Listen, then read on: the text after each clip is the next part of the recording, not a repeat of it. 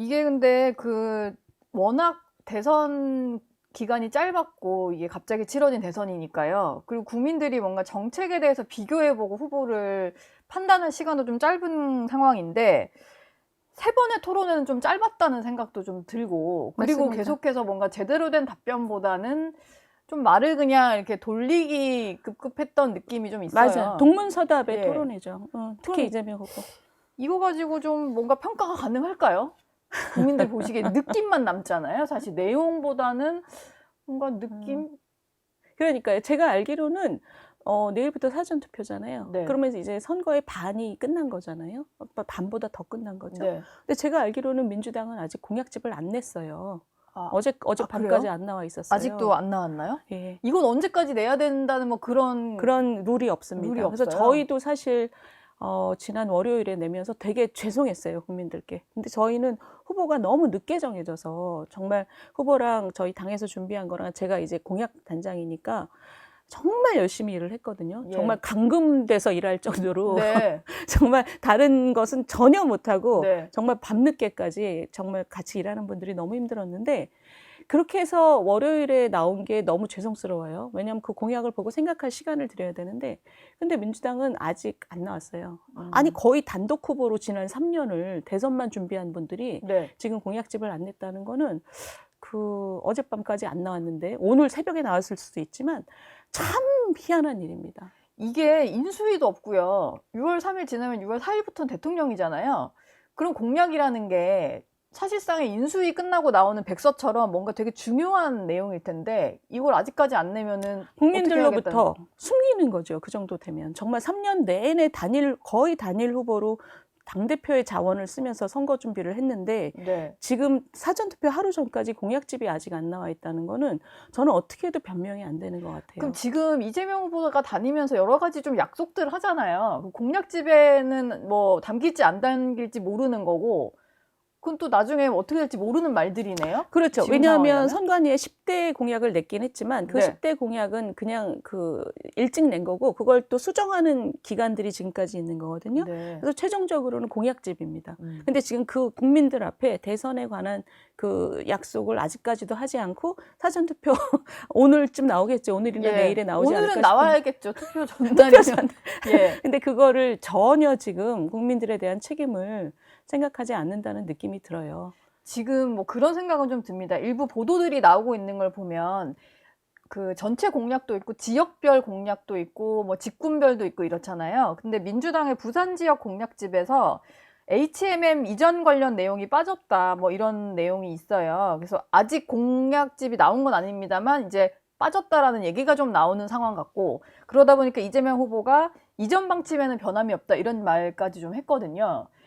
뭐 이런 상황 아닌가 싶네요. 약속을 했다가 또 못 지킬 수 있으니까 뭐 넣고 빼고 뭐 이런 걸 아직도 하고 있는 상황 아닌가 싶어요. 이렇게 사방군대로 얘기를 걸쳐놓는 네. 정말 나쁜 정치죠. 그러니까 나중에 분위기 봐서 그때 저 하려고 했는데 뭐 그렇게 확실하게 얘기한 건 아니고 확실하게 얘기한 건 아니니까 지금 나한테 책임을 물으시면 안 되고 이런 거죠. 약속도 아니고 약속이 아닌 것도 아닌 네. 그분의 아주 말버릇인 거죠. 근데 그 얘기에서 가장 중요한 부분은 HMM은 그 예전에 구 현대상선 아닙니까? 네. 민간 회사예요. 민간 회사에 대해서 이전해라 마라 라고 얘기하는 것 자체가 대단히 위험한 분이죠. 아니 민간 회사가 그 회사도 이사회가 있고 직원들이 있고 예. 그 경영진이 있고 사원이 있고 그 안에서 결정할 문제죠. 지분을 누가 갖고 있든지 간에.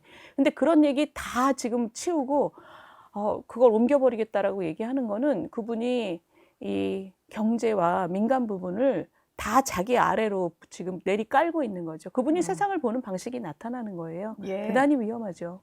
지금 뭐 공약집이 안 나와서 윤희숙 단장께서 뭐 민주당 공약에 대해서 속속들이 분석하기는 좀 힘드시겠지만 지금까지 뭐 이재명 후보가 다니면서 했던 말이나 뭐 이런 것 중에서 그 경제적인 측면에서 보시기에 이거 진짜 위험하다.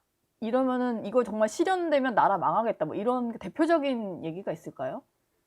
대표적인 얘기가 네. 그 10대 공약에 들어가 있는 얘기예요. 네. 저는 그게 공약집에 들어갈지 대단히 궁금합니다. 그게 그 노조법이에요. 노조법 개정안인데 노조법 2조 3조를 고치는 겁니다. 그게 뭐냐면 삼성 그 산하 하청 기업의 근로자들이 자기하고 근로계약을 맺은 사장님이 아니라 이재용 회장한테 가서 이재용 나와 이러고 그 수만 개의 하청회사가 가서 파업을 할 수 있게 만들어주고 불법으로 파업을 해도 책임을 묻기를 극단적으로 어렵게 만들어놨어요. 그래서 이거는 뭐 불법 파업 이런 개념 자체를 없애버리는 겁니다. 무슨 짓을 해도 사실은 저 겁날 게 없는 거예요. 책임을 지지 않아도 되니까. 이런 법은 세상에 아무 데도 없어요. 네. 그거를 지금 지난 2월인가요? 이재명 후보가 민노총을 방문했을 때 그런 얘기를 했습니다.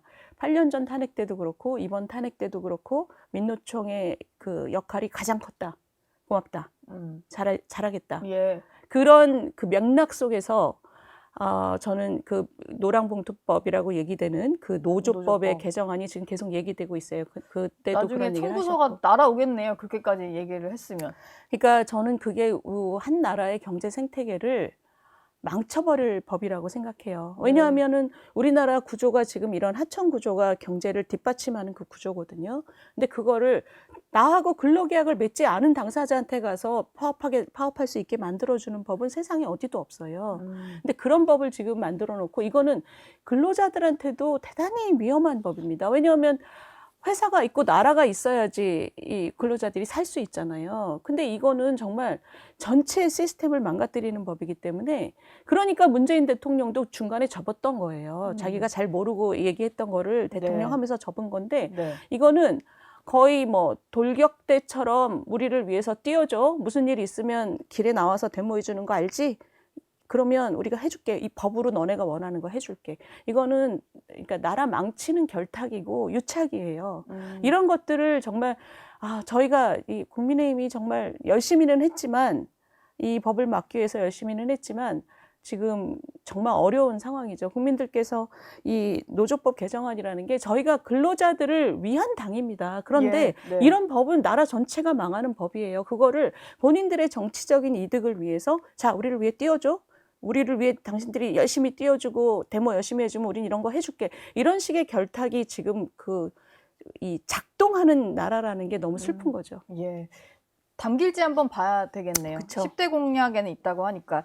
김문수 후보는 일단 당선이 되면 바로 이제 대통령 임기를 시작해야 되니까 대통령실 주도로 비상경제 워룸을 설치하겠다 이런 공약을 했는데 뭐 이건 좀 구체적으로 좀 어떻게 하시겠다는 얘기일까요? 저는 대단히 새로운 얘기라고 생각해요. 이때까지 우리 정치에 없었던 일입니다. 이게 네. 뭐냐면, 그러니까 김문수 후보의 특징이 자기 자신을 내세우고 자기 자신을 이렇게 뭔가 자기 자신의 힘을 키우기 위한 이런 얘기는 절대 안 해요. 지금 3년 개헌도 마찬가지지만 사심 없는 분인 건 맞습니다. 그건 옆에서 보면 그렇고요. 지금 네. 말씀하신 그거는 지금 나라 경제가 어렵고 그리고 6월 4일부터 새 정부가 시작해야 되는 상황에서 아주 빠른 정비가 필요하다. 근데 빠른 정비가 필요하고 나라 경제에 대해서 국민들께 희망을 드려야 되는데 그 희망을 드리는 것 중에 가장 중요한 게 아주 집중적인 노력으로 주변에 있는 전문가와 그 현재 있는 공무원들 최고의 인맥들이겠죠. 그거에 더해서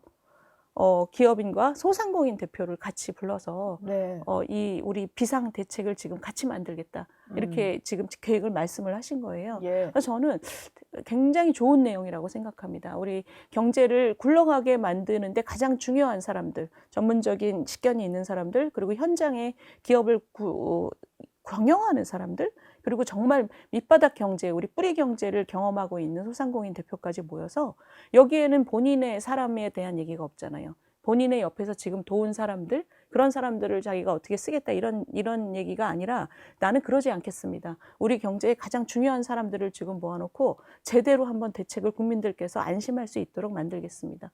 그날 그 발표하신 거 보면 그 야당의 의견을 듣고 같이 얘기하는 그런 거 굉장히 많습니다. 예를 들면 네. 자기 인맥을 지금 챙기겠다고 이재명 후보 쪽은 뭐 장관 인선, 뭐 비서실 인선 이런 얘기 계속 나오잖아요. 예. 근데 김문수 후보는 그날 그 같이 얘기하신 것 중에 하나가 국민추천위원회 꾸려서 정말 국민들이 신뢰하는 사람들을 공개적으로 받겠다.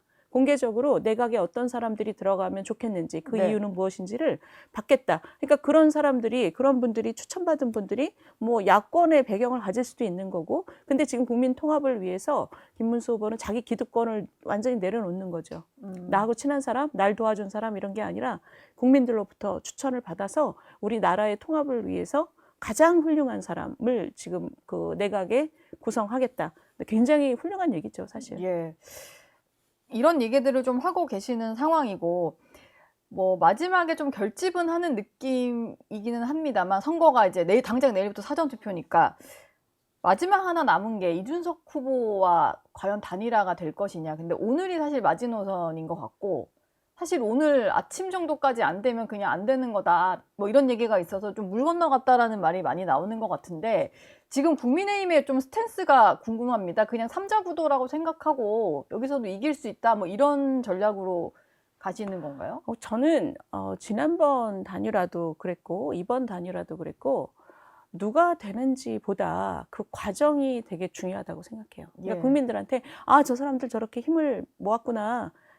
국민들이 투표장에 나갈 힘이 없었던 분들도 나가봐야지. 이런 예. 느낌을 주는 네. 그런 단일화였으면 참 좋을 것 같다 이렇게 생각을 하는데, 지금 과정에서 그러니까 우리가 이재명만은 막아야 된다, 저런 사람이 나라의 지도자가 되는 건 막아야 된다라고 얘기했던 분이 지금 뭔가 개인적인 계산을 한다는 느낌을 좀 받아요. 그렇지만 그럼에도 불구하고 그런 단일화 과정이 뭐 되건 말건, 왜냐하면 이준석 대표는 민주당 표도 많이 갖고 있기 때문에 네. 그 어차피 단일화의 과정의 아름다움이 중요한 거지, 정치공학적으로 따지면 저는 뭐 그렇게 뭐 큰 실망을 할 필요는 없다고 생각합니다. 그래서 지금 최선은 아름다운 단일화지만 차선이라도 각자가 또 열심히 하면 뭐 저는 좋은 결과가 있을 수 있다고 생각해요. 삼자구도더라도. 그러니까 어떤 상황이 되더라도 최선을 다한다. 예. 알겠습니다. 내일 사전투표니까 국민의힘도 사전투표 당연히 독려를 하실 그럼요. 거고 후보께서 많이들- 이미 하셨습니다. 예. 알겠습니다. 지금까지 윤희숙 국민의힘 공약개발단장과 함께했습니다. 오늘 말씀 감사합니다. 감사합니다.